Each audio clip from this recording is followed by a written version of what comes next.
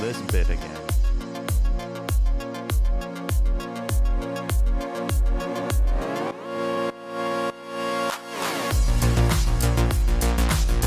I'm gay.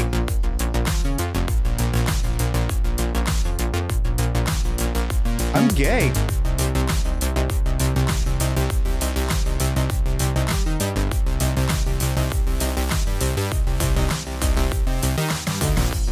Cheers.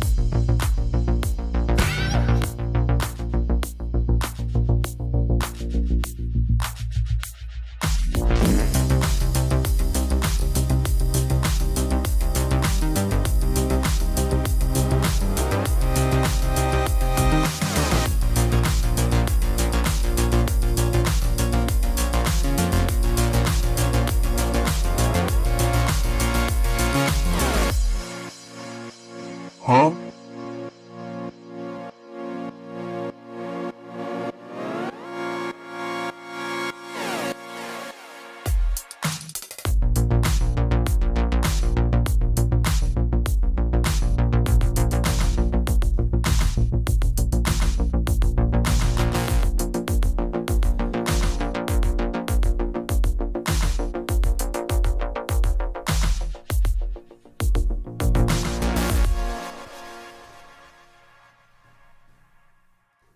The best and worst of 2025, Pete issues an apology, and Marty reigns supreme. Oh, it's time for class.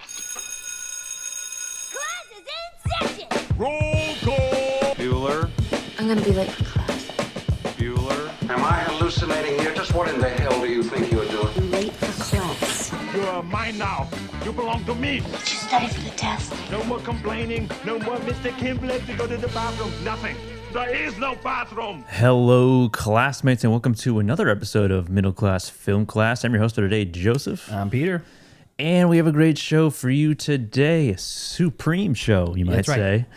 Welcome everyone on YouTube Live and otherwise, and of course to OG audio-only classmates in podcast land. The last show before the new year. That's right. Yes. And if you're listening to this when it first drops, if you're streaming this now, it's Sunday the 28th. We're streaming late again, or Sunday again. Yes. The Christmas, New Year's, whatever, end of the year collapse that happens before the year is always crazy. So I want to apologize to our regular listeners who are like, where's my shows? Where's my shit? Where's my stuff that I don't pay for? Or Where's my fix? Or in the case of Patreon members, do pay for. Yes. So last week we recorded a live show on a Sunday as well. It's on the YouTube. It was Wake Up Dead Man. Yes. We did Gavin Chatter, talk Wake Up, and then we talked Wake Up Dead Man. Proper 2-episode show, live stream, long live stream. And I just completely forgot to post it. So the peek behind the curtain. We stream the show live, obviously. We do both Gavin Chatter and the review episode back to back. And then I take we are recording video for the YouTube. All the audio goes to YouTube, but the levels are just what they are. Yeah. Background noise, this and that, blah, blah, blah. We also record all 14 channels into Audacity, and then I take that and I sweeten it. Basically level the things out, take the sound drops and stuff and make them the right sound, take out the humming and the buzzing of the AC or whatever, and then I just post that, overlay it on top of the video, and then I re-release it on YouTube into segments with the intros chopped off and all that kind of stuff. So it takes an hour to hour and a half each episode. And I do that Sunday night so I can post Monday mornings. I do that Tuesday night so I can post Wednesday mornings. And I just completely forgot. My alarm on my phone somehow got turned off because I have it for Sunday night and Tuesday night. So we have 2 episodes basically that never got posted to the normal stream. We got them banked. Yeah, they're there. But they are on the live stream. So if you're like, oh, I want to listen. What was that about? You know, but what's Wake Up Dead Man about?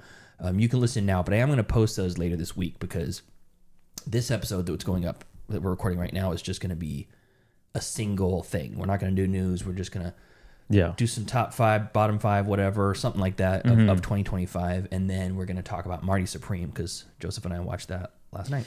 Yes, Friday night. Friday night, yes. Yeah. It was just released, so it's hot off the press, and it's That Chalamet's so hot right now. sweeping the nation. It's already like doubling its box office projections. And, Is it really? Yeah. Oh, cool. Nice. Yeah, and I'm super excited to talk about it. Yeah. But yeah, and at the end of the year, you know, it's going to be the new year when the next episode comes. What are we going to do then? We got to figure out how to integrate Tyler back into the show. Yeah. That's what we have to figure out. Our normal programming is on pause right now because we were doing the topics monthly, and since Tyler's little thing he's going through, His selfish endeavor that he's going on, where he decided to break his back. we've kind of just, you know, we tabled it, you know, and now we're just kind of doing whatever. Yeah, we're just kind of floating along. Flying by the. It wouldn't be a bad idea to do, like, try to see a new release movie. Yeah. Every week. Yeah. It's hard to see in theaters every week, but there's new release stuff that drops on streaming. Yeah, as much as I'd love to go to the theater every week. Yeah, that would be hard. That'd be cool, but yeah, there are streaming releases that kind of sometimes get dropped without much fanfare, as well as like the bigger ones. January, as we all know, is kind of just like the bottom of the barrel, like quality movie that you're gonna get a lot of the time. But we can cover, like, what was that one you watched? Founders Day? Was that last year? Oh my God. Was that yeah, it was last year. It was like 2 years ago. 2 years ago, maybe. It was the first movie I saw of the year. It was like a mystery screening at Regal. Oh, yeah. And I was like, ooh, that'd be good. And it's like, it's brand new, just dropped. You know? Yeah. And we won't even tell you what it is. And Exclusive it access. Oh, man, it was not good. It was bad. To this piece of shit. It was, in fact, bad, yeah. But we talked, what was the one, the Sam Raimi directed one that had... Sam Raimi? Yeah, and we just saw the trailer for Oh, for the Marty. new one. Yeah, it's got Dylan O'Brien and the girl... Rachel McAdams. Yeah, and they're like it's like Castaways. Yeah, it's like double Castaway, and they both get stranded on an island, and then it turns into like... And she's like an assistant to him. He's like a CEO. That comes out in January. Does it? Yeah, Okay. I think so. Let me see here. Yeah, that'd be good, because that kind of came out of nowhere, it felt like. At least I wasn't aware of it. Send Help is what it's called. Send Help. Releases January 2026, yeah. Oh, very cool. I remember because I saw the trailer and I'm like, that's not good. It's releasing in January. Yeah. But then again, Sam Raimi's not looking for Oscar contention. No, I don't think so. That's generally what they do. They'll load up all the good shit at the end of the year that it's Oscar bait. Yeah. So it's fresh in their minds. But yeah, so hopefully we can cover more of those. Yeah, cover more of the more relevant pieces and not our Jekyll and Hydes and a little bit more topical movies. Yeah. But we'll get back to that at some point. Yeah. I'm not sure when. As soon as Tyler's willing and able to do it. yeah, like we talked about maybe like moving the rig out there each weekend. But unless I'm gonna like teach Tyler how to edit the show, that's just gonna take it takes a lot of my time every week to edit the show, upload it, post it, make a new thumbnail every single week. And it's not like grueling shit. I just got to walk upstairs and do it. But it is after a sometimes very difficult day at work, coming home and then editing the show, posting it up and all this kind of stuff. So Yeah. on top of that, also driving to Fair Oaks every time for bringing the rig out there, recording, and then driving back. Yeah, that would be annoying. Yeah. So, Tyler, just get better. You can drink your milk. Yeah, Drink your milk so you can heal them bones. do something. Yeah. I don't know. But anyways, the reason I bring all that up is that we're gonna post this tomorrow on Monday, and then the missing episodes will be Wednesday and Friday. So they'll still be there. They'll just be a little bit out of order. So You're not missing out on anything. Apologies. Yeah. So what's next? But yeah, let's before we get into the movie review, since it's the end of the year, let's just rattle off some of our favorites of the year, top 5, top 10. I'm okay with whatever that. you want to do. You want to lead it off? Sure, I can. I guess I've just been flapping my gums for a while. I just kind of like based on my Letterboxd, just sorted it by my rating first, my highest rating. Do you have a number of how many entries you have for 2025? Let's see. The top, let's see, 1, 2, 3, 4, 5, 6, 7, 8, 10. 10. It just happens to be 10. 10. You've seen 10 movies. From Oh no, 2025? total. Oh yeah. Oh, I mean, I'd have to count, but Because if you go to stats, and then you can choose. oh yeah, I get decade it. and I then forgot just, about the just stats. 2025. Let's see.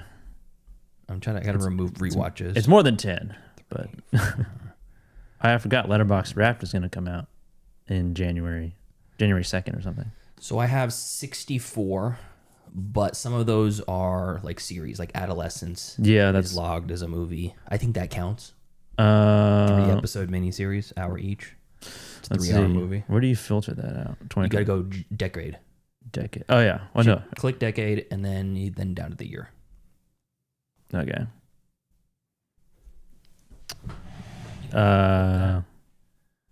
And then go there, Oh, I see. decade, and then 2025. You gotta click the button. Okay. Bad interface. 33. 33. Okay. 33 Then you just gotta look entries. for any rewatches you have, and then remove those. If you did it like a double log or whatever, just scroll down and you'll see the little rewatch logo on the right. Oh yeah. I don't think I watched any of these movies more than once. You didn't rewatch Sinners? Or No, I One haven't. Battle? Nope. One and done so far. And then from there you can sort by your top rated. Oh yeah. I just did it for my entries, Oh. and it's going to be the same. Yeah. I just didn't want to put anything that was a maybe 2024 Oh, sort release. sort by Yeah, sort by your rating. highest first. Let's This is see. how you do it, ladies and gentlemen. Yeah, it's exactly the same.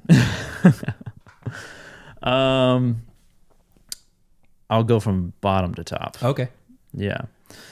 One battle after another. What's number 10? Yeah, Okay. I guess so. According to this, Warfare, Eddington, Frankenstein, Train Dreams. Most recently, Sorry Baby. That was really good. Oh, you saw that? Yeah, that's streaming on it, Max. Oh, sweet. Yeah. There's a streaming pick for you guys. Sorry Baby, streaming on Max. Very, very good. I've heard it's great. Written, directed, starred one woman. No, I mean, it stars other people too, but she wrote it, directed it, and is the lead character. It's like Twinless. Same thing. Adolescence, short miniseries. Yeah, 3-hour long miniseries. Really good. Sinners, Predator, Killer of Killers. Really good. Animated Predator kind of anthology movie. Yeah. And then to give you a little preview of Marty Supreme. Oh, nice. I don't know if it's necessarily like my number one. Yeah, but that is the top 10 of my favorites of the year. How many of those were 5 stars? 4 of them. Top 4 were 5 stars. That's Killer of Killers Yes. and Marty Supreme. What else? Sinners Sinners. and Adolescence. Nice. Although Train Dreams, it's kind of, Really? but I have it at 4.5 right now. Cool. But yeah, all those are. You got any bottom Yeah. stuff? Do you actually care to mention? Let's see. I Things. always feel bad like trashing the stuff at the bottom. They're but more like disappointing. Haunted House of Pancakes. If you've ever heard of that wasn't great. Troll 2. yeah, Disappointing. Yeah, it's disappointing. Havoc. That Tom Hardy movie. Oh yeah, I missed it. Directed by The Raid, the same director as The Raid. Gareth Edwards. Mm, Garrett. Isn't Gareth Edwards do The Raid? Not Gareth Edwards. It's a different guy. Go ahead. Not like super disappointing, but just was all right. The Monkey. What? Clown in a Cornfield. You had high hopes for Clown and Corp? Gareth Evans, I'm sorry. Gareth Evans. I Gareth didn't have high Evans. hopes for Clown and Corp. Okay. The monkey, I kind of did. I love the monkey. Running Man, disappointing. Those were the main ones that were like I could think of like that I had sort of like expectations going into, but I mean minus Clown and Corfield, but that's just like on the bottom of my list right now. Sure. Nothing I saw that I really hated from this year. Then nothing that made me like angry, like that I watched it. Yeah. But yeah, I mean Havoc was like fun to watch, but sure. not really a good movie. We'll go with my top movies. Yeah. I don't really necessarily have them super in order, Yeah. but my 5-star movies, One Battle After Another, Twinless, Sinners, and Adolescence. Mm-hmm. I think Twinless is a sleeper. It's a really good movie. And Jack Fitz, he watched it and sent me a message and said, "This is not a comedy, it's a thriller." Because it's kind of, I don't know. I don't want to give too much away about it. Huh? Is that available anywhere? I don't know. Let me see. I can't remember where I watched it. Let's see here. Okay, it's a $6 rental. Had a limited release. Yeah, it's a really small movie. It's the same thing. Written, directed, and starring kind of the main guy, whose name is James Sweeney. But yeah, that's a really, really fantastic, and also Dylan O'Brien in that too. But yeah, So it's a comedy thriller. it's a comedy drama in my opinion. Oh, okay. But I could see how you can think it's a thriller or feel like it's a thriller. One battle after another, and Sinners, kind of top for me as far as like best of the year. I think Marty Supreme's up there too. I really had a blast with Marty. Yeah. I don't know if I'd go 5 stars, but it's pretty fucking good. I also watched some Black Mirror. Lets you the individual entries for those. Common People is an episode with Rashida Jones and Chris O'Dowd, which was absolutely Chris O'Dowd. frightening. Yeah, he's the Robin. Is that guy? No, that's Chris O'Donnell. Oh. He's the Irish cop from Bridesmaids. Oh, that guy, the Yeah. tall guy. Really nice, kind of sweet with the kind eyes. Yeah, and just yeah. kind of always plays a comedic role. Yeah. He's also in Covenant, I think, the one with The Covenant? Brennan Gleeson on an Irish Isle. It's like a priest is molesting people or something like that. I mean, take your pick. Cavalry? Cavalry, that's it, yeah. Oh, okay. Cavalry. Okay, and then into the 4.5 range, I got Wake Up Dead Man, Train Dreams, Frankenstein, Weapons, Together. I forgot about Weapons. Weapons is in my top 10. It would probably replace something. Yeah. I don't know. I think about it. Together, Eddington, Superman, K-pop Demon Hunters, Predator Killer of Killers, and then an episode of Black Mirror called Hotel Reverie. That was really fucking good. So those are my 4.5s. After that, honorable mention for Don't Trip, indie movie that is out on Tubi right now. Oh, Tubi. Yeah, written and directed by Alex Kugelman, and it's very fucking good. I loved it. There's a performance in that from Matthew Sato that is just so fucking funny and so good. Definitely go seek that out. Don't Trip 2025. Yeah. Phoenician Scheme, best Wes Anderson I've seen in a long time from his newer stuff. Yeah. I really loved The Monkey. I thought it was so ridiculous and over the top that it had a blast with it. I think The Naked Gun was very good. Fantastic Four First Steps was very good. 28 Years Later was very good. Dangerous Animals was shockingly good for me. The performance by, what is that guy's name again? Jai Courtney is so fucking funny. He's over the top in the best way. I didn't like Warfare as much as you did, but I still give it 4 stars. Those are kind of the main ones. I was a little bit disappointed by Legend of Ochi, but there's some really great puppetry there that I thought was just great. Yeah. Worst of the year, easily War of the Worlds. Ice Cube. I haven't watched it. Oh my god, it's fun. It would be fun in a group, I think. Okay. And if when you're looking at it from the perspective of like screenwriting and shot composition and just overall production, there's moments where it just doesn't make sense because most of it's shot from his perspective of like a webcam on his on his monitor. So there's things that are happening like it's the things zooming in on him from the lockdown monitor camera. Yeah. In the Lost Lands had no concept that it was going to be good at all. So, but it matched those expectations. Paul W.S. Anderson, Mila Jovovich. Oh, the video game guy. Yeah. Does he make video game movies? He makes the Resident Evil movies. Resident Evils. He makes House of the Dead. He made Event Horizon, surprisingly. Oh, okay. That was his entry. Yeah. And then it was all downhill after that. Wow, that's a shame. And Dave Bautista is also in the Lost Lands. Oh, yeah. Disappointed by Fear Street Prom Queen. Mm-hmm. The Fear Street throwback movies, the 3 that came out kind of all clumped together on Netflix like a couple years back. Yeah. Those were good. Those are entertaining, good like young adult horror. Mm-hmm. And this was not good at all. Shame. Yeah. Woman in the I haven't Yard. seen any of them. Oh, yeah? No. Woman in the Yard, boring. The Primitive War, very disappointing. It was just like 65 where it had this really cool concept. Vietnam War with dinosaurs. Okay. And it was just bad. Oh. And then Death of a Unicorn also was very disappointing to me. Did not like. So those are my tops and bottoms. Yeah. Real quick, I guess I was thinking about like an actual top 5 ranking, and I was waiting to see Marty Supreme. And there's obviously like a bunch of other movies that I haven't seen this year. Sure. Because like I would like to also account for like foreign films that I haven't watched or anything like that. Because I've heard some other ones like The Secret Agent or Surat or No Other Choice. No Other Choice, which is not released Yeah, it's not wide released or anything. yet. That I think it's in January is when it's coming out theatrically over here anyway. But right now I would say top to bottom, top 5, it would be Sinners, number 1, Train Dreams, number 2, Marty Supreme, number 3, Eddington, number 4, and I think Sorry Baby, number 5. Wow. Knocked out some of the big boys.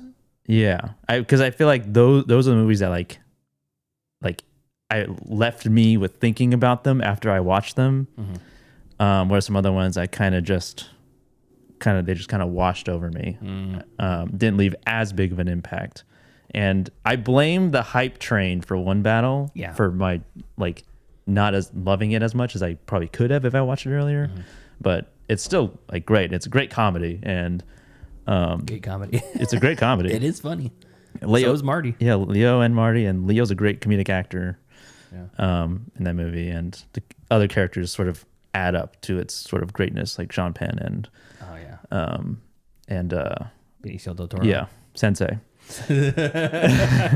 Thank you, Sensei. Thank you, Sensei. I'm gonna say probably from my top 10, if I had to actually rank them, would probably be One Battle, then Sinners, then Marty Supreme, and I don't care. I'm putting Adolescence as a movie. I don't care. I don't care. You can't do anything. And then, and then Twinless. Yeah. I'm gonna leave out Train Dreams and Weapons. Together was really surprisingly. That was very good though. And Eddington, liked it much more than I thought it would. Yeah. Considering I was not a big Bo fan. And like these are all like one-time watches. Like Yeah. these are all based on one-time watches and based on how I felt after I watched them initially. And yeah. And I'm about to start talking about Marty Supreme, but we're gonna talk about it even more. So yeah, that's those were our tops of the years of everything that we watched. Yeah. There's probably so much more that we still have to account for. But Did you get any good movie hauls for Christmas? yeah, I did actually. Your family knows what to get you. I got a huge bonus to my Criterion collection that I have, because I essentially have only like my Christmas list. It's basically like 80% just movies from the Criterion collection or from like specialty steelbooks or something. You made a list for them? Yeah. That way they know what Yeah. not to not get you. Yeah. And they got a good chunk of it. Another copy of Marcel. Yeah. Oh, great. What is Salo? Yeah. Imagine I put that on the list and Deanna's parents get that for me. It's a hood. You get a Solo hoodie. Yeah. Wow, great. Thank you. I didn't even ask for it. They just got it for me. In irreversible baseball hat. Yeah. Yeah, it was a good chunk of movies to add to my collection. I'm like, I need some more storage Yeah. for this stuff. And it was great. Did you get I got a good I got a small like mini load? yeah. So we did a thrifted Christmas this year for my family, and it was like the kids get the kids gifts, of course, the Christmas presents, really for the kids more than anything. Yeah. And your significant other. But for the adults, we basically all did thrifted stuff. So I got a lot of thrifted movies. I got Abbott and Costello, Who's on First on VHS. Classic. Yeah. I got some like old school DVDs that I haven't seen. Some that I have. Some that are more like kitschy, like Ultraviolet and Beautiful Mind. Beautiful Mind, not so much kitschy, but Ultraviolet for sure. It's like, ooh, Ultraviolet on DVD. If you got like Ultraviolet and what's that Charlize Theron one? Oh, Aeon Flux. Aeon Flux. Yeah. That'd be like a bundle. Yeah, exactly. They're on, you flip the disc over, it's one versus the other. Yeah. And then what was the other one? Philadelphia, Tom Hanks. Never seen that. I got that on DVD. And then my Aunt Linda, listener of the show, friend of the show, my dear Aunt Linda, she got me Ace in the Hole Criterion. Haven't seen that. She says it's great. And then my mom got me a DVD of The Party, starring Peter Sellers, which never even heard of that one. And she says, I think you're going to like it. And my humor derives mainly from her influence over the years. So I would imagine I probably will. And then some other stuff too on VHS, like I can't even remember, but just some VHS classics that were all like big box of tapes for $1 a piece that someone found at some thrift store. And I thought that was great. And then you got me a Werner Herzog shirt that has the Danzig logo. It just says Herzog. Yeah, like a heavy metal tee. In the Danzig font. Love that. I was tempted to put it on, but I needed to give it a wash in an iron or whatever. Yeah. And then I think that's it as far as movies go. But yeah, it was fun. I mean, I have a stack of blind watches or blind buys and like movies that I haven't watched that I just added the ones that are new to me too. So yeah, there's like a couple of those in my pile. Not necessarily blind watches, but movies I've like watched once or like watched in film school and I remember liking. But yeah, it's mostly things that I put on the list for a very specific reason. yeah. Well, it's always good to have more physical media. Yeah, for sure. The closer we get to rebranding streaming as cable and the corporations just pulling the rug out from under us, it's like, and I honestly don't even think it's anything that new. Yeah. Think about what it was like in the 70s, 80s, and 90s when you watch a movie in theaters and you just never have access to it again, potentially. Yeah, until like know. home video became very popular and prevalent. Yeah, that is interesting to think about. To like back in the 70s, a movie comes out in theaters. There's no VHSs. You hope that it stays for long so you could watch it twice, maybe. Yeah, I wonder what the longevity of movies was back in the day. Well, one of the things that I think about back then too, there's a picture of a young girl doing a Star Wars cosplay as a Rebel fighter, X-wing fighter, and she watched the movie one time in theaters and then recreated the costume from memory and did a pretty good job of it really? too. And you're just like, nowadays you can pause something, snap a still 3-dimensional view of it. Yeah, you can Google. Yeah. And you can make it all pretty accurate from there. But I think she was probably like 12 or something like that, 13. Crazy. And dressed up to go see the second one in that. And you're like, this is in, one of the first cosplayers. late 70s, early 80s or whatever. And you're like, that's fucking so cool. And really difficult. You have to have a good memory for that. Yeah. It's like back in my day, I didn't have the internet to help me make a cosplay. Yeah. It's like parallel parking without a rear view camera nowadays. Oh, yeah. It's like I can parallel park very easily with a rear view camera. Without it, it's a little more difficult. Yeah. I got good at that when I started driving land yachts.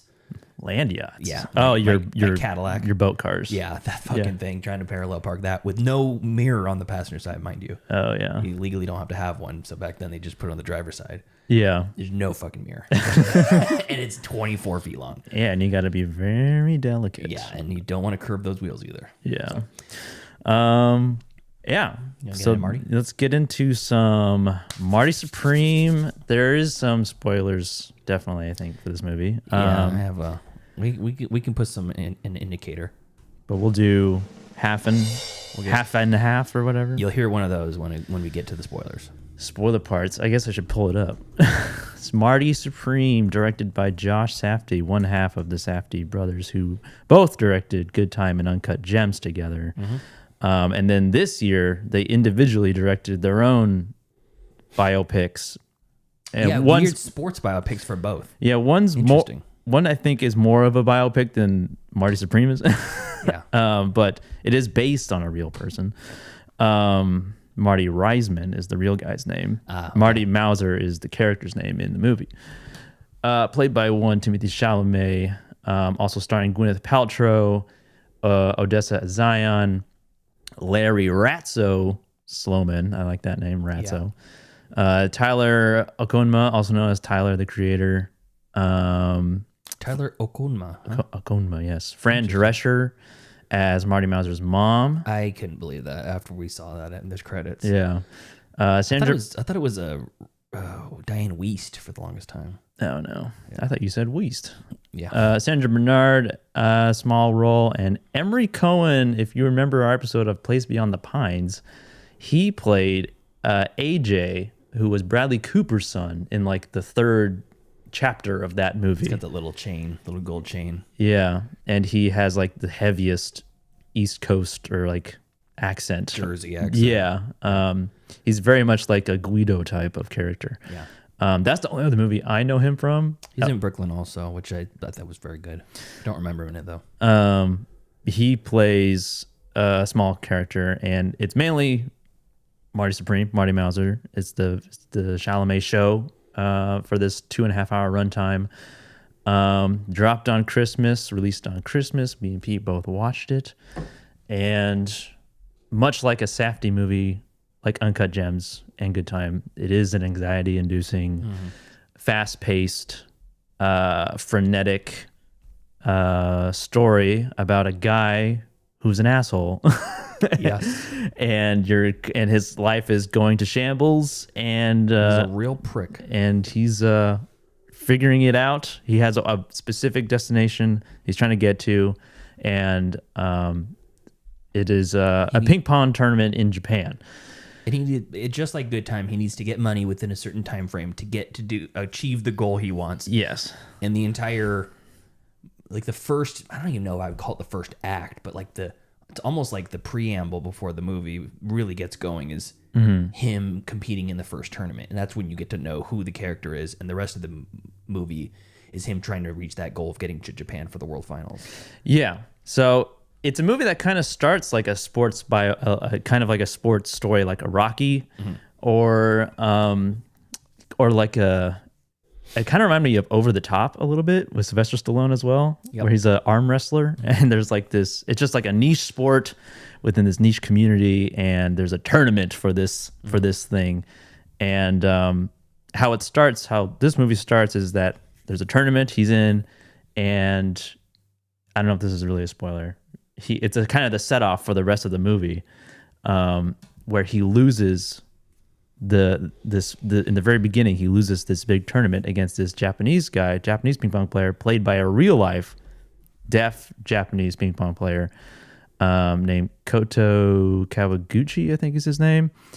Koto Kawaguchi, yeah. Yeah, Koto Kawaguchi, and his character's name is Koto Endo, and who's not a real person as well. And it's essentially Marty Mauser trying to get to the next championship, which is being held in Japan. And every decision he's making throughout the rest of the movie is in motivation to get to that place. He's trying to get the money to get there somehow. He's trying to hop on a plane with somebody else to get there. and he'll do whatever he needs to do to get there. It's a little bit like Whiplash in that instance. He's the villain in everybody else's life. He himself has an antagonist, played by Shark Tank guy, Kevin O'Leary. Kevin O'Leary, yeah. O'Leary, Shark Tank Plays man. Milton Rockwell, the magnate of Rockwell Inc. that makes pens. Yeah, makes pens. Also, Gwyneth Paltrow, I forgot to mention. Yes, and she plays like an older actress Kay Stone. who, A movie star in the 30s. This takes place in the mid-50s. yes, and they meet at a hotel that they're both staying at the same time, and they have a interesting relationship throughout the movie. She's introduced, she kind of goes away for a while, comes back. It's a very much like a roller coaster, this movie, and I was kind of exhausted by the end of it because of the tension, the anxiety, the ping pong moments. Like there was a moment in my life where I was really into ping pong and I got really good. And so watching some of the games that they were playing, I was like, oh fuck, god damn, they're at 2020 right now. You were stressed. I looked over at Joseph a few times in the theater, and he was like, hands in his mouth, like, Yeah. oh my god. It's that ping pong pong's good. Can be intense for Yeah, sure. it is. And it's really fun. But let's get into our initial thoughts on this movie. It's been a couple days, but if you can remember your initial thoughts coming out of the theater or how you were feeling about it, let's get into it. Pete. My first thought was, this is before I'd seen the Smashing Machine, but unfortunately, I think that we know which is the director, which I'm gravitating towards, as far as like taking preference. Like, whose side am I taking in the divorce? yeah. It's Josh Safdie. Yeah. That was really, really good, and it was very much in line with the tone of Uncut Gems and Good Time. Mm-hmm. And there's a lot of parallels there. You don't really love the protagonist, but you're also rooting for him in a way. Yeah, oddly. Yeah, he's an anti-hero, and he's so confident in himself, which is really kind of similar to Robert Pattinson in Good Time, where he just thinks, I'm just going to make it, and I don't care who I have to fuck over to make it happen. Yeah. You see characters come into his life that he takes advantage of, and then it immediately moves on to the next thing with no regard for them. But then at the next scene, you're just like, oh, I hope he makes it. I hope he wins. I know. Even though he just like displayed some of the worst humanity you can imagine, person-to-person experience. He just said the most anti-Semitic thing. Yes. And he plays a Jewish character in it, and it says a lot of anti-Semitic things. A lot of like, for mid-1950s. I thought the production was great. I love the soundtrack and the score. Yes. There's a soundtrack that is mostly like 80s sort of ballads, like Forever Young, and Everybody Wants to Rule the World, Tears for Fears. Yeah. And I think there's like one or two other ones that came in that I was like, okay, that's pretty good. Yeah, good needle drops. Yeah, I liked those. I could see how they might not fit well with the aesthetic if you're watching it, because you're like, it's a 1950s movie. They got these 80s songs. 80 songs. But then again, I loved David Banner needle drop in Django Unchained. Oh yeah. And it's like if it's so far outside of the realm, like if they're playing a early 60s song in a movie that's about the 50s, for whatever reason, I would feel that's a little bit weird for me. Mm-hmm. You know, but if they put like, it's almost like, remember how my streaming picks was recently was Marie Antoinette. Oh yeah. And they have like one shot of a pair of baby blue Converse Chuck Taylors. Oh really? When she's like trying on all these extravagant shoes to show. And it's supposed to be, supposedly, if you read it that way, that it's like, oh, she's just a teenager, because she is.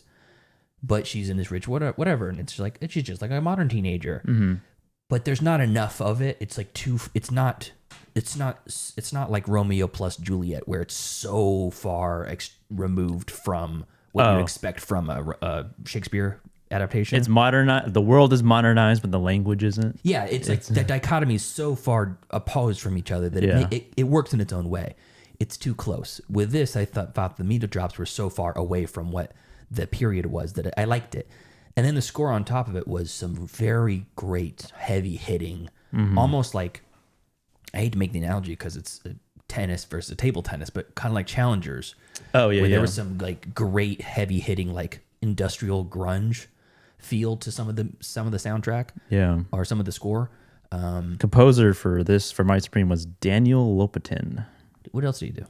Did he do Uncut Gems or Good Time? He did Uncut Gems and Good Time, as well as The Bling Ring. Okay. Makes sense.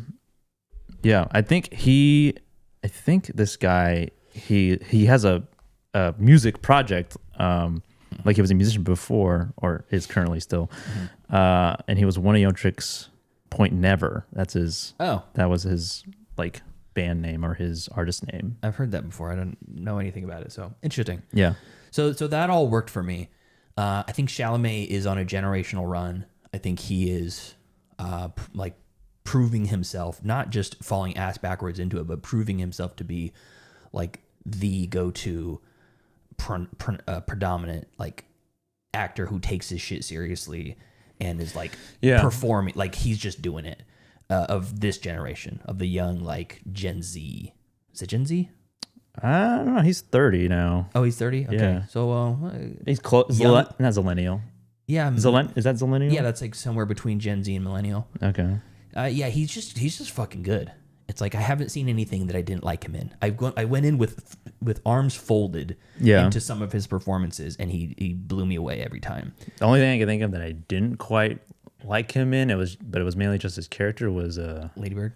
no, don't look up. Yeah, both of those were a little different than what you'd expect from him, but Yeah. he nailed it. I remember the characters, and I hated him. Yeah. But yeah, in this, he's very fucking good. Odessa Zion's very good. Yeah. I think she rubs people the wrong way certain times, but This is the only thing I've ever seen her in. she's in, what the fuck is that other movie? She kind of has a different look now. Yeah, well, the Hellraiser remake or reboot. Oh, yeah. Yeah, that's her. I don't remember. She is the daughter of Pam Adlon, the voice of Bobby Hill from I do know that. King of the Hill. Yeah. And Louis C.K.'s like best friend. She kind of sounds like Bobby Hill a little bit. Yeah. She's also in I Love L.A. Show That new that's out show, right now. What was it? Until Dawn. She was in Until Dawn. Mm-hmm. Hellraiser. Am I Okay? That's another good one. Oh, I did see that. Mm-hmm. I don't remember her in it though. But yeah, I've come to like her a lot. She kind of plays. She's a one note actor, but she does that note very well, which is honestly pretty close to her mom. Pam Adlon always plays kind of a tomboy, but very like sexually appealing sort of person who's just an average, like a down to earth sort of girl, but always plays like the love interest that is unattainable. In some way. So I liked her in this. She was good, and I loved that. Just like Uncut Gems, they put in a few like wild card actors that you wouldn't expect, like Fran Drescher as the mom, completely understated, no makeup, no hair done up. They probably purposefully didn't have her laugh, so you wouldn't feel like she's a caricature. Yeah.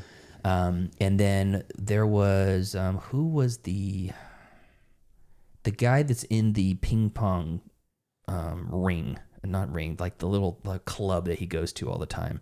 He's a professional basketball player, George Gervin. Oh, The guy with the big teeth. yeah. I've seen him in a few things before too, and I was like, it's just interesting to have like Uncut Gems. You got KG, Kevin Garnett. Yeah. You got this guy playing just an odd part, and then a bunch of like people that you're like, that's a fucking old Jewish guy from the 50s. Oh, like the sort of side characters. Yeah, the color characters. The NPCs of the movie. The police officer that His coworker in the safe, that guy. that fucking guy. His business partner, the big fat guy. Yeah, Every one of these, you're like, God, these people look right. You know, and then there's Penn Jillette. Yeah, I liked him too. I mean, I didn't think his character wasn't was very one note. Yeah, he was just a fucking Old farmer. Racist, yeah. But yeah, I felt like that world felt like something very real. And then you have Tyler the Creator and Timothée Chalamet that just feel a little too modern for me. When they're together. Yeah, more when they're together. But even Marty, he just feels just a little too modern. Like if you throw in just a little bit more of that old school vernacular to make him kind of ring. I'm gonna go play ping pong, see? Yeah, I don't know, something like that. But I'm gonna show you what for. it didn't bother me at all. Yeah. It didn't take me out of it. and I had a blast, and I was on the edge of my seat, and I kept thinking, how the fuck are they going to get out of this? How the fuck are they going to get out of this? Yeah. And then something worse happens, and you're like, okay, well, that guy's going to kill him. Yeah. It's just so many situations where like I liked how it took a very simple plot that could have been 45 minutes, a 45-minute long movie, the bulk of it, and then put like a good first fight and a good end fight or game in this case, one at the beginning, one at the end, and call it a day. But it made it like the mission to get from point A to point B was so winding, Just all over the place. And just kept going in weird places, and then the deception from other characters and the reveals of what it was. Oh, yes. And yes, his yes. growth as a character, if you can even call it that, was just, I don't know, it was very good. And I almost wish there was like another movie on the horizon with this character. 'Cause they want to see if he turns into something great, or he washes out, or his life changes after the final scene. Yeah. Or if his life changes, but he abandons it and goes back to trying to be one of the greats. Yeah, that's the question that the movie's like asking, right? It's like, what is he gonna do now? What is his reaction at the end? Like, what is he reacting to? Yeah. What is it like? I'm this now, or like I don't want to be this now. Yeah. Or he's happy to be this now. Yeah. Yeah. It's interesting, and there's been a lot of debate about if it's a deserved ending, or people are just reading it into like this is what they got out of it, and like they didn't like it or whatever. It's up for debate, and it's a little ambiguous, I think. Yeah, I like that, and it did have shades of Whiplash. There's just nobody pushing himself but him, though. Yeah. He's both character. He's both Andrew Neiman and Terrence Fletcher. Yeah. So I loved that, and I love the stuff in Japan. I loved Kevin O'Leary. I think I was like, surprisingly, this fucking guy. Yeah. Why is he in this movie? And he was great, just being his own piece asshole of shit self. Yeah. So yeah, very, very, very good. I'm super happy we saw it in theaters too, because those sound drops when the needle drop hits. Oh yeah. And you're like, man, it's the crispest I've ever heard Forever Young. Yeah. Playing it. It really worked. Yeah, and they re-recorded it with like a kid choir in the and I forgot the whole intro, the little animated intro. yeah, it's a full circle movie. It's great. I loved it. I can't wait to watch it again. Yeah, I so broad overview of my feelings. Fantastic acting, fantastic cinematography, fantastic score and music, fantastic production design. What else? Really just great writing, I think, in terms of dialogue and the directing of like how quick-witted that Marty Reisman is, or not Marty Mauser is. The way he's able to respond to people going against him in such ways, and how he's able to like snake around them like confronting him. Yeah. And he starts off working at a shoe store, and he doesn't want to be a salesman. They're trying to trap like his uncle, who is the guy who runs it, is trying to trap him there. Yeah. And he's like, no, I don't want to be a salesman. But the whole movie, he's selling himself. Yeah. And it's great because he is good at being that asshole salesman. And it's so hilarious to watch him be an asshole to all these people and basically undercut them and lie to them, and just like I said earlier, being the villain in other people's lives. I thought was hilarious. And it was a 2.5 hour movie, but in the middle of it, I was like, I didn't really feel any lulls throughout the movie. No. There wasn't quite a moment to really catch your breath. Although I will say that it doesn't really pick up until like, I don't want to say like halfway through ish. It's like moderately paced, and it's like enough to keep me engaged, and it's fun, and I like all the writing and the characters, and but then like after a certain moment, it just kind of like scene after scene of him just scrambling and like going from place to place to try and get to his goal. And it's all like wrapped up, in my opinion, it's all wrapped up nice and tightly with that question of like, what does this mean for him now? And similar to like Whiplash, the ending of Whiplash. It's like he has this triumphant drum solo, and you think like, oh, he's beating Fletcher now, and then they have this moment where they're looking at each other, and it's like, is he winning though? Or did he just get played the whole time? Is he now just going to follow the same path Yeah. as the other guy? Yeah. You know, it's kind of a, He backed himself into a corner in a way. it's kind of it kind of has like a dark undertone Sure. a little bit, you know. Talk about that more in spoilers. And yeah, I mean, everything pretty much Pete said. Like, there wasn't any characters that I felt super out of place or I didn't like necessarily. I would agree that like maybe like Tyler the Creator, like this is his first movie and his first acting role, in like a mainstream movie like this. And I mean, he's done like skits and sketches and music videos and all that kind of stuff. And he plays characters in his music, on his tours and stuff. So I think he kind of had that repertoire. Like he had the makings of a character he could use for a movie. And I feel like this was probably maybe like the best first project for him to be introduced to the movie world. He himself was like solid, you know. He's kind of a small percentage of the movie, but I love how funny this movie is. It's a little bit slapstick in some moments. Yeah. Like, I mean, there's a huge moment that is like, it's set up perfectly. Like, we're given all the information that this would happen, and then Something would happen. and then it happens. Talking about the hotel? Yes. Yeah. But it just, if you think about it, but the rest of the story, it's like, why did that happen? Yeah. But it's set up for us, like, okay, so it's explained why it happened. And of course, it happened to our main character, which then Of course. sets off another sort of subplot with another guy and a dog and all that stuff. I liked that guy too. He was. I want to look him up. Yeah, he was good. He felt like a 50s mobster or whatever, you know? He was the godfather of that street. Yeah, it is certainly from the very like opening credits of the movie to the very last scene of the movie, it is a full circle moment, and it gives you a time frame of like when all this is happening. It's all happening within this period.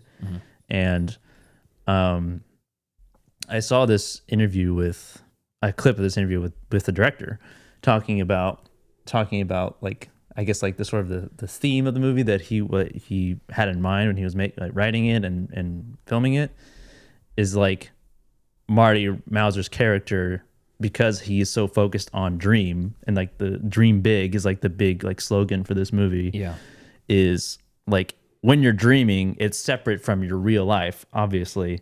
So when you are going for your dreams, it's like you're jumping on a moving train, but the train is still going. And then when you come back down, it's like you're picking up where like life happened while you were doing this stuff. Yeah, I see what you mean. You know?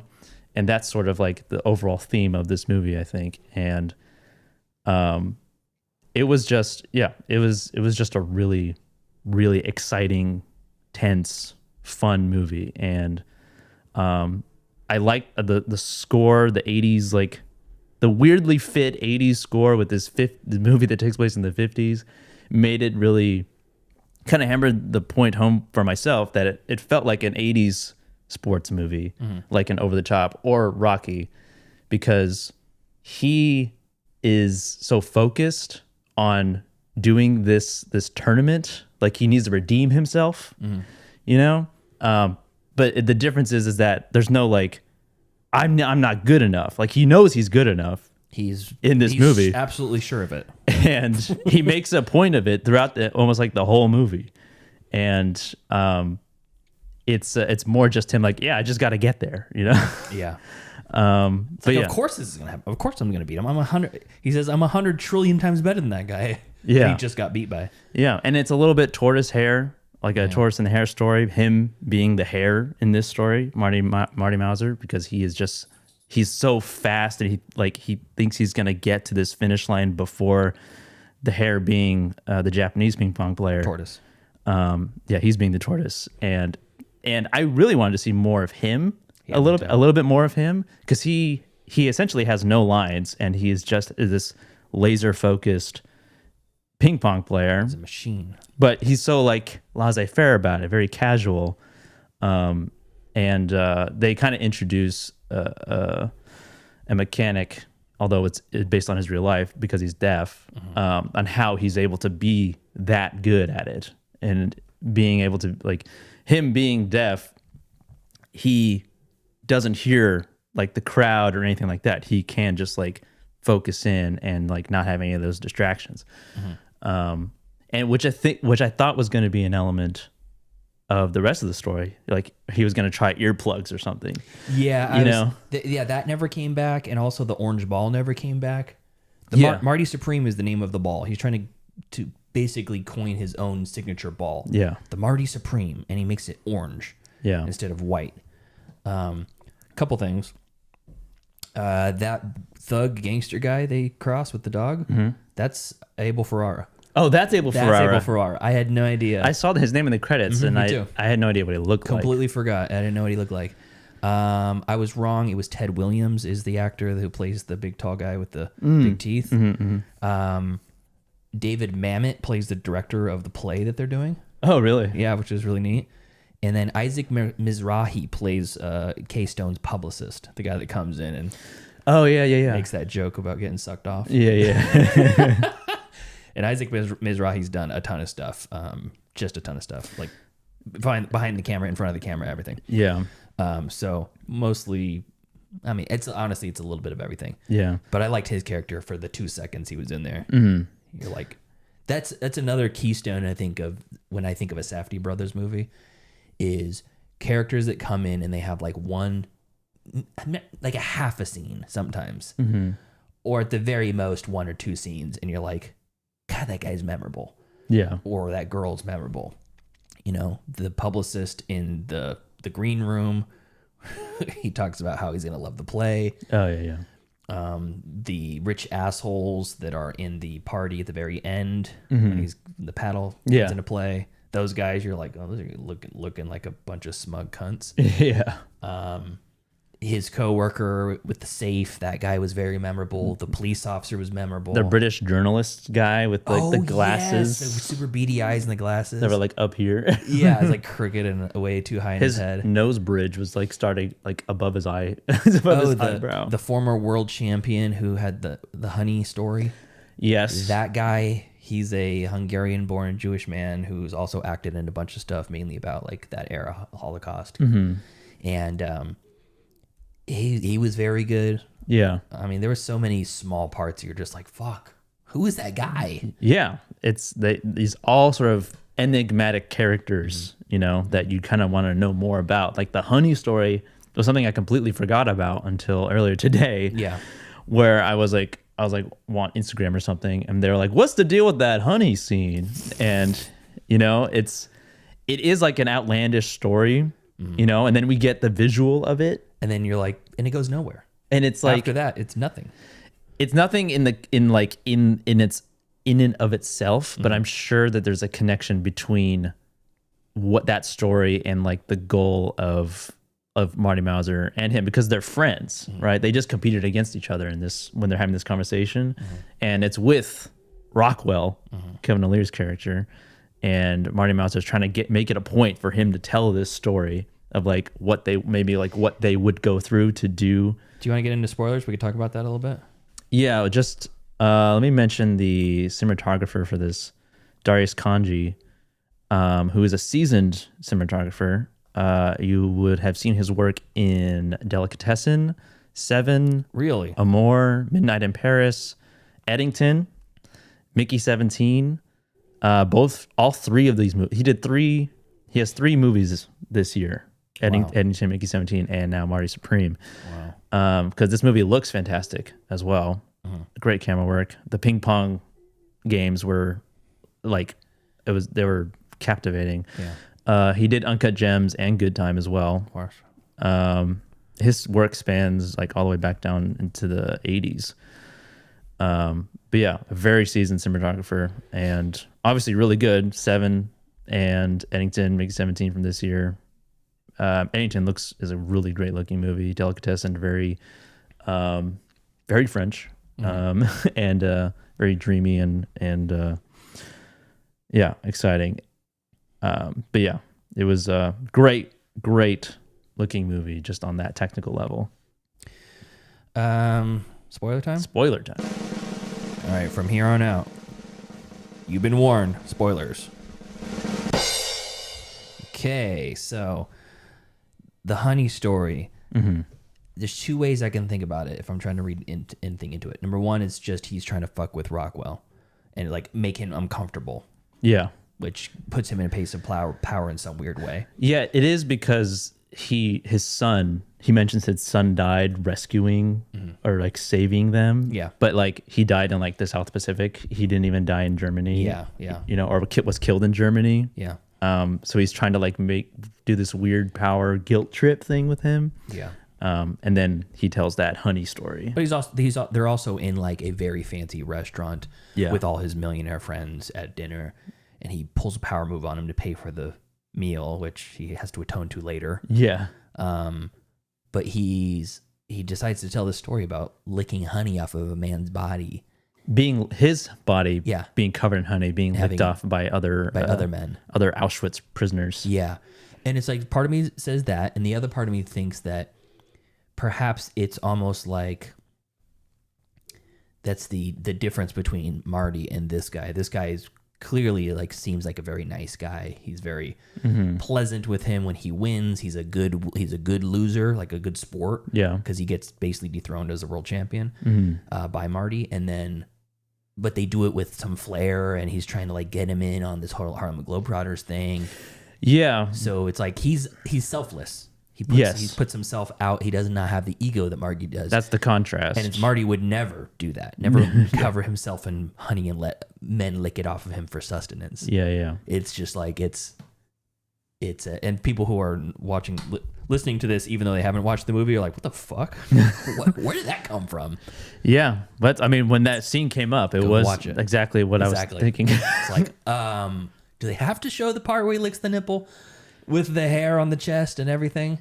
Yeah. There's no way to get that shot unless it's a fake nipple. Yeah. Yeah. It looked like a real ass dude getting honey licked off of him. And it's played for comedy. It's played for shock and comedy. Yeah. And also, I don't know. I don't know if you're supposed to take more into it than that, than the shock of it all. It's like by chance it's funny. Yeah.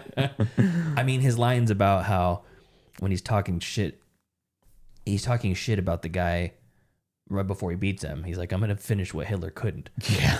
And you're like, "Oh my God." And you find out later he's an Auschwitz survivor. Yeah. You're like, "What the fuck?" Yeah. And he goes, "Oh, no, it's okay. I'm Jewish. I can say that too." What do you say? I'm like the best thing to come out of Hitler's regime or something like that? You know, I'm Hitler's worst nightmare. Oh, yeah. Hitler's worst nightmare. I'm a product of, Jewish generationals, whatever, but I'm also powerful. I'm the best there ever lived. I'm this, I'm that. He has the swagger of a Mike Tyson or like a Michael Jordan in their prime. Yeah. But he's a scrawny kid from Brooklyn who wants to play ping pong. Yeah.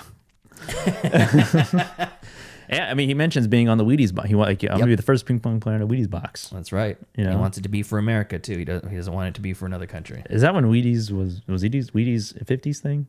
I have no idea. I wouldn't be surprised if it's older than that. I thought it was more of like an 80s thing. Let's see. Wheaties. When was the first Wheaties athlete? That's a good trivia, actually. And who was it? Was it Babe Ruth? No. Oh, close. Lou Gehrig. Oh. Lou Gehrig became the first athlete like to the appear. disease. Yeah. It's weird that they were both named that. Yeah. 1934. Oh, okay. 1934. All right, so it makes sense. Yeah. All right, I get it. It makes sense. I'm going to see first non-athlete. Now I'm going to look. First non-athlete on the Wheaties box. It was a barista. Eleanor Smith, an aviator.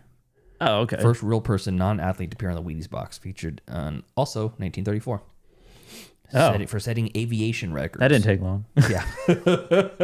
First woman, first non-athlete, and And the fictional character Jack Armstrong also appeared in 1934. First athlete Lou Gehrig appeared the same year.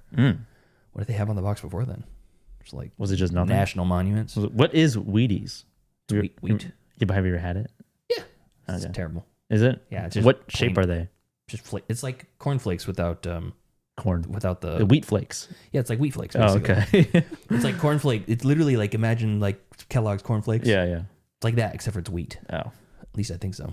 okay. Oh. It would be a national what's it called? Eat your Wheaties. And it's actually corn. Yeah. Cornies. General Mills. Yes. Okay, back to Wheaties cast. Back to Marty Supreme. Yeah. I loved that the second he has no shame. He's going up to Gwyneth Paltrow's room Yeah. when she's clearly received a terrible review of her play, and she's in tears, surrounded by people, and he's still like, can I have that bracelet now? Can I have that necklace? Yeah. And as soon as that gets shut down, his scheming, conniving brain immediately goes to, well, I'm already here. Might as well ask her husband. The gall. The gall. The audacity. His audacometer is off the charts. Yeah. This one goes to 11. Yeah. Yeah, and the whole movie is him essentially kind of self-sabotaging. A lot like Howie As I was just gonna say, very much Howie. in Uncut Gems, where he's like, "Yeah, you have all the money. It's in your grasp. You could easily fix everything." You just pay it off now and be done. Yes. Out. Nope. Nope. Nope. Can't do that. He had the necklace in his hand. He could have done it, Yeah. but he decided to go down her in the park. Yeah. A bold move. And then the cops just happen to be there, and then he has to bribe them with the necklace because they're like, "That's a nice necklace." Can you imagine that publicity? Yeah. That's terrible. Yeah. The beginning of the movie starts with sperm going into an egg. Yeah. Which is preceded by Marty Mauser and Rachel, Yeah. Odessa Zion's character, fornicating in the back of the shoe room or the back of the shoe store in the stock room. And that I felt was a very similar intro to Uncut Gems because it starts with the colonoscopy in Uncut Gems. It goes from like the mine and then it transitions out into like Howie's colon. Oh, I don't even remember that. I've only watched it the one time. Yeah. I was like, this is they like the anatomy, anatomy of the body. That is true. And so the opening credit sequence is like a millions of sperm going towards an egg and then one getting through. And then that kind of sets like we didn't know it at the time until the very end of the movie that it kind of set like a window of time of like when all of this takes place, which is within 9 months or just over. Oh no, because eight months. It's 8 months from the time that he goes off for the first one till we pick up where he's been traveling with the Globetrotters for the last 8 months. Yeah, so that happens, and then he goes off to England, London, England, to compete in the ping pong tournament. He loses to Koto, and then he goes back. Or no, he tours with the Globetrotters with the Hungarian guy, former champion. Yeah. For a bit, for I don't know, probably 3 months, maybe. You know, and then he goes back. He hates his mom. Like every time she calls him, he like knows her shtick that she's like faking being sick or faking an injury, faking having to go to the hospital or something just to get him to come home. And he's like, he's sick of it. He's like, oh, really? She's sick? Okay. Yeah. And she's you can hear in the background whispering. Yeah, just tell her I passed out or something. Tell him I'm running a fever. Yeah. So they have a very interesting relationship, and then he goes back home and is there for a minute. And you're kind of seeing Rachel's progression of her pregnancy a little bit. Did you expect her black eye to be fake? I did not. I only expected it in that one scene because I'm like, God, her makeup doesn't look good in this scene. The eye makeup when she's revealed and when she wipes it away. Oh yeah. Because up to that moment I didn't at all suspect it, but because it looked more purplish and kind of like had a bloom to it, and then in that one it just looked like a smear of black under her eye, and I'm like, the makeup director got lazy in the scene for some reason. Yeah, because that element is introduced after. So she's like married, or just her boyfriend is. She's married. Is that Emery guy? Yeah, the guy Ira. Ira.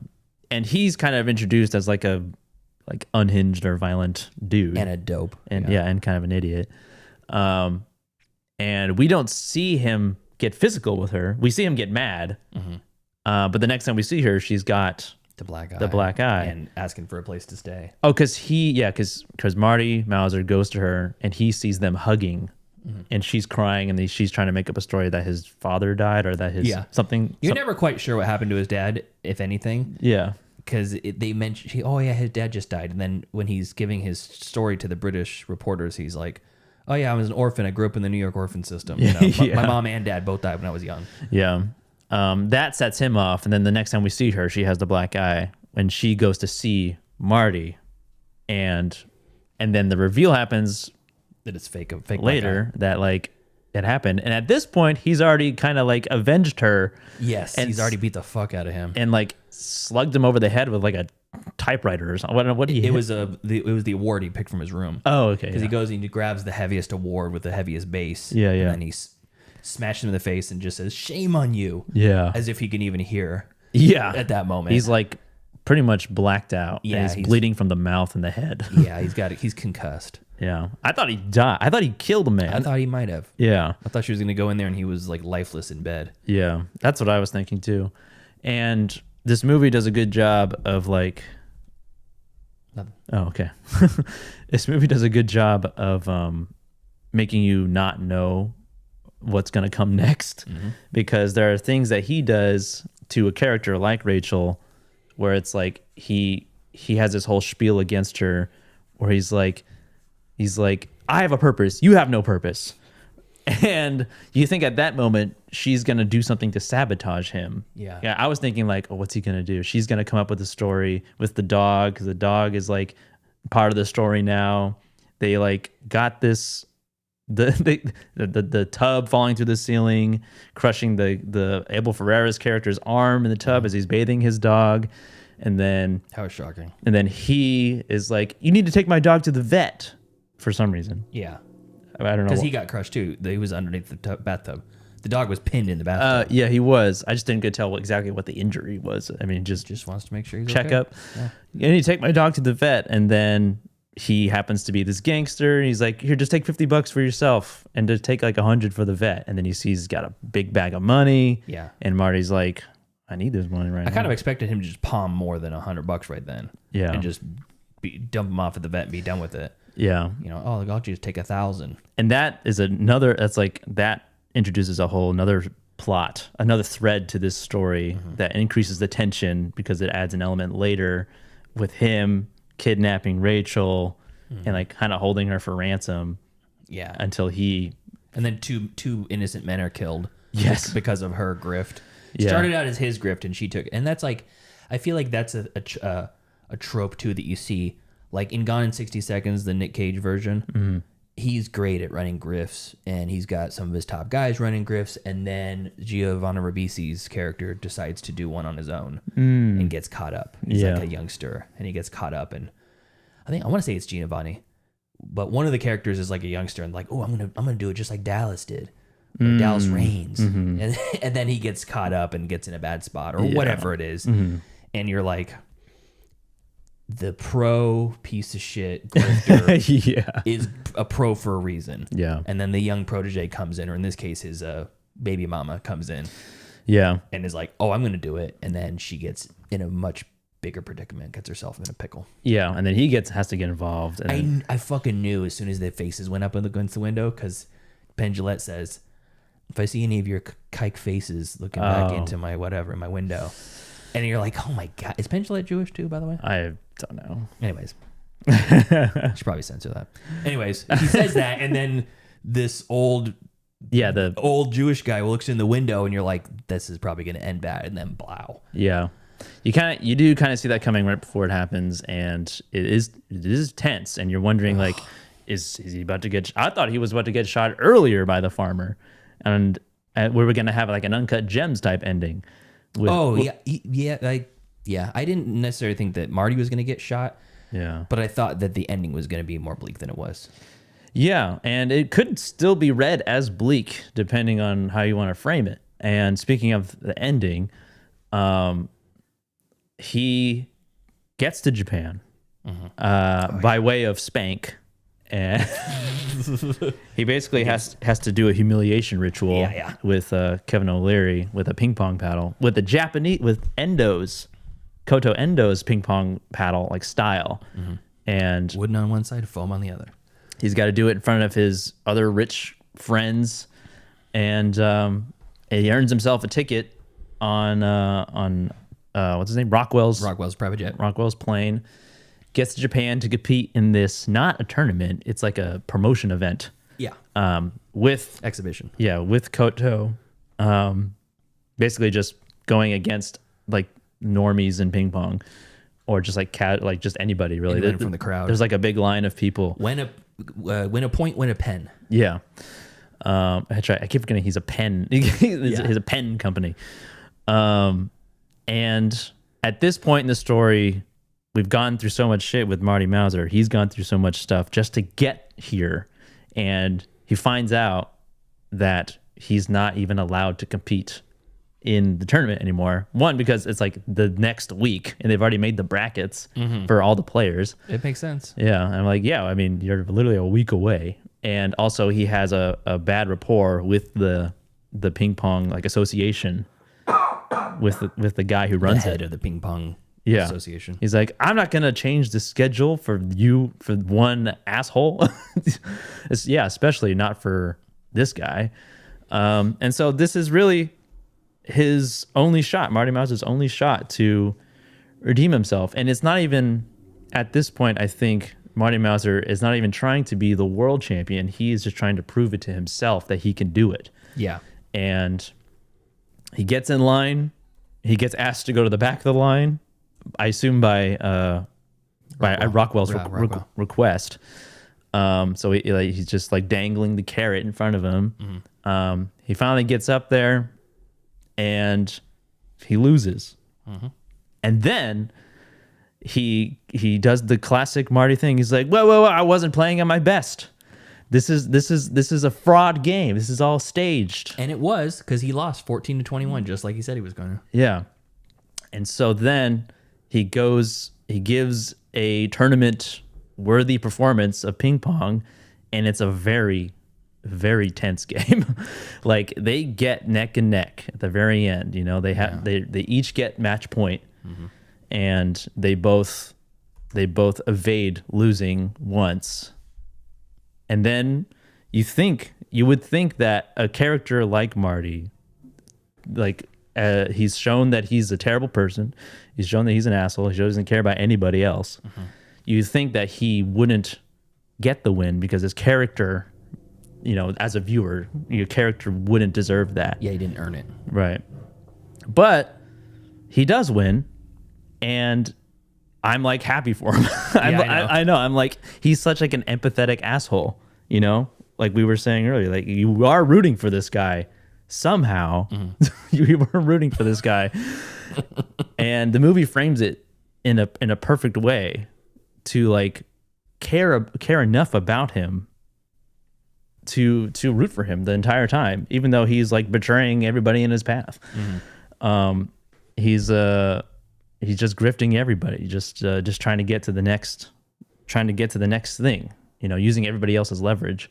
And he's got this like moment of relief when he wins. He like collapses to the ground, and there's a part of me that feels like he is genuinely like he genuinely cares about like his opponent. Yeah, you know, he does.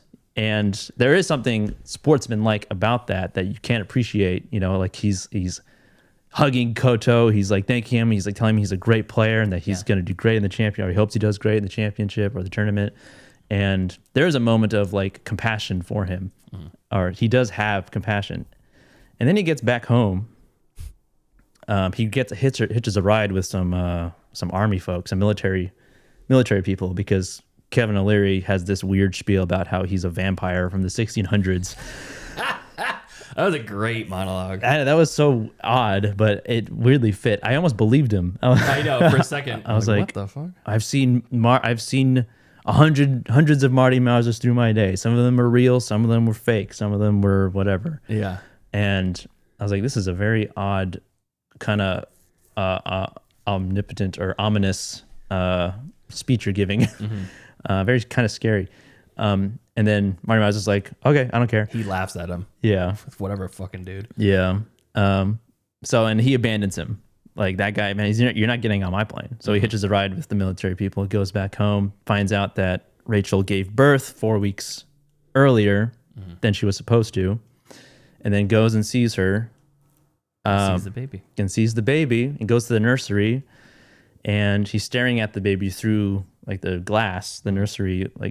nursery glass window. And he's like staring at this baby, and he's like breaking down, Losing his shit. Yeah. He's breaking down, like, and I'm reading it in a way where I'm like, is he happy? I'm like trying to figure it out. I'm like, I think he's happy. He's happy that, like, he's happy and maybe sad that, like, I didn't need to do all of that. Yeah. You know, that could be one interpretation. I think he's humbled for sure. Like, why did I, like, he's having moments of like feelings of regret that he did all this terrible things to all these people, said all these terrible shit. I don't think that. I don't think he has any remorse. Or maybe he's like, yeah, maybe I didn't need to do all of that. I think he feels like he's accomplished two things, and he's not sure which is better. Like creating this baby that is clearly connected with him because he's screaming his head off, and then as soon as she brings him into the window, he stops crying. Yeah, and, that was a great baby acting. That baby's going places. Yeah. And then and also beat Endokoto. And and it's like, well, I'm thinking in my mind he's thinking which is better. And he didn't even have to do all that other shit to have the baby. He just had to not pull out. Yeah. And then the other spectrum of that of reading that ending is like, oh God, now I have a baby here. you know? Could be. Do I have to have this responsibility now? Am I giving up my ping pong path? My dream. You know, it's a little bit ambiguous. I feel like it leans more towards the, like, he's has this moment of happiness and achievement in having this kid, even though he only had one part in it, and it was just having sex in a shoe store. And Rachel basically had to go through all this trauma and stress with her boyfriend, her husband, and all of that, and being kidnapped and shot at, and it's more of an achievement for her, to be honest. But he's relishing in the spoils of war. Yeah, the spoils of his work, even though he was out ignoring her the whole time, doing his own stuff. And it's a little bit similar to like a Whiplash type ending in that regard, where it's like, is it? Yeah. Is it happy?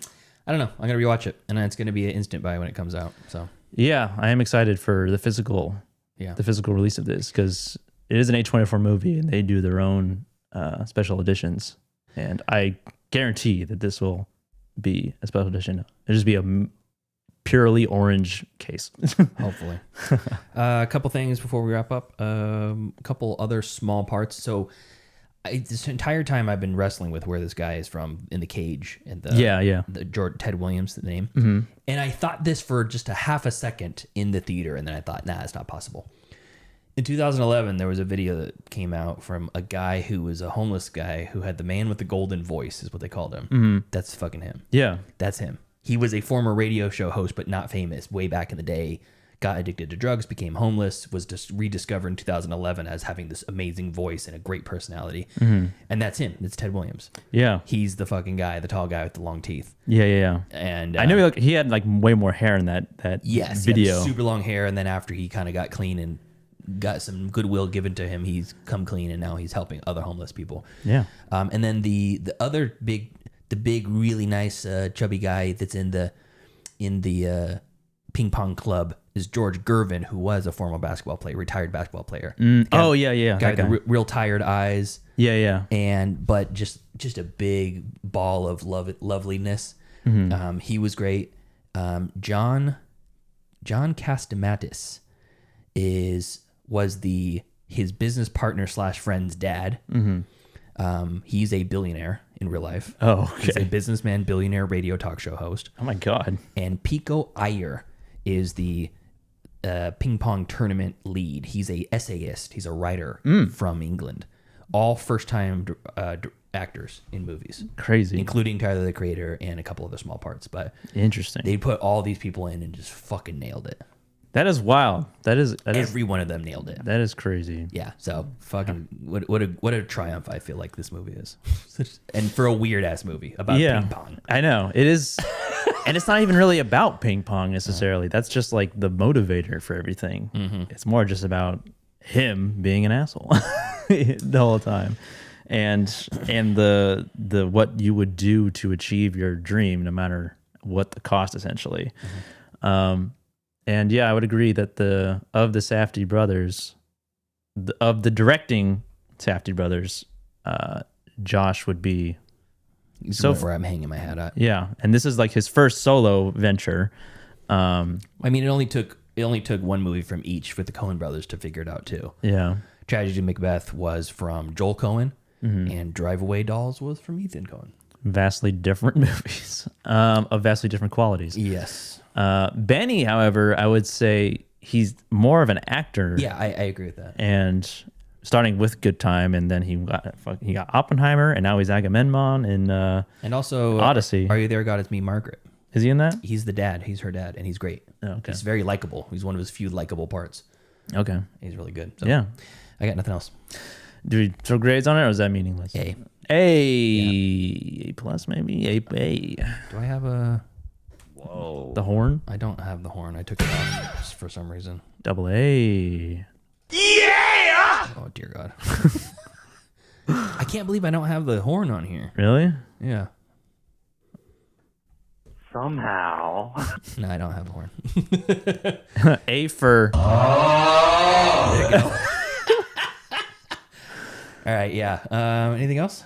No. Okay. Go watch it. Yeah. In theaters. Next week, we'll figure out what to watch. We'll figure it out when we go downstairs. What the hell? What are we watching? Yeah.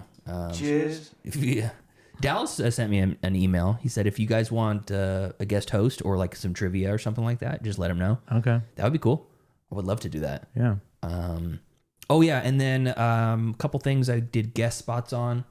I wanted to mention number one. It's already came and gone. I mentioned it briefly, but Force 5 podcast. They had a draft night live. Top 5 Quentin Tarantino characters within the universe. And it was Jason Kleberg, friend of the show, of course, is the host of Force 5. He asked me to guest host his own show, great honor, so that he could participate in the draft against his friend Scott Kay from the Church of Tarantino podcast. And so through that, I met Scott. That was a couple months back. And it's gone live. Voting is already done. Jason won. You won the vote. He won the vote. It was a thumb on the scale. But it was just kidding. It was a hard list to compete against. Very good. And it was a lot of fun to host that. And then Scott invited me to go on to his show, the Church of Tarantino podcast. We just recorded top 5 vehicles in the Quentin Tarantino universe. Okay. My number 1 might surprise you. Vehicles? Vehicles, yeah. Oh, okay. And that was really fun. I got on to do that with Antonio from... I can't remember his podcast name. It was the Cult-Worthy podcast or something. I think it's something like that. I might be butchering that. Really nice guy as well. Very well spoken. And we all three talked about our top 5 vehicles within the Tarantino universe. I just recorded that last night. It'll go live in March. So when it drops, I'll let you guys know. But right now, there is a mega podcast with a bunch of pals, indie podcast hosts. We've done a bunch of the mega podcasts together. This latest one is the Alien franchise ranking. And that is being hosted on the Podcast That Wouldn't Die's stream. So if you go on the Podcast That Wouldn't Die, you subscribe there. It's like a 3-hour episode. It's like every Alien movie, including the Predators spinoffs. Oh, okay. And there's 5 of us. on the show. So it's fucking long. I was sick the day before and kind of that day, so I showed up a little bit late. I fell asleep, but I woke up in a sweat, and it was a lot of fun. So go check those things out, and that's all I got. Sweet. How about you? Happy New Year. Yeah, there you go. Yeah.